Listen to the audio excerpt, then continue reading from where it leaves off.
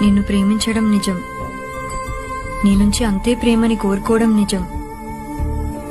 కానీ నిన్ను బాధ పెట్టాలనుకోవడం మాత్రం అబద్ధం.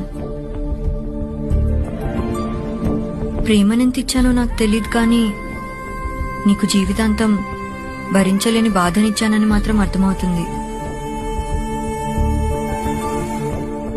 మనం ప్రేమించిన వాళ్ళు ఎదురుగా ఉన్నా చూడలేకపోవడం, దగ్గరగా ఉన్నా మాట్లాడలేకపోవడం కంటే పెద్ద శిక్ష ఇంకేముంటుంది చెప్పు. ఒక్కసారి ఇటు చూడు గౌతమ్, ప్లీజ్ ఒక్కసారి. నువ్వు అడిగే ప్రశ్నలకి నా దగ్గర సమాధానం లేదు గౌతమ్.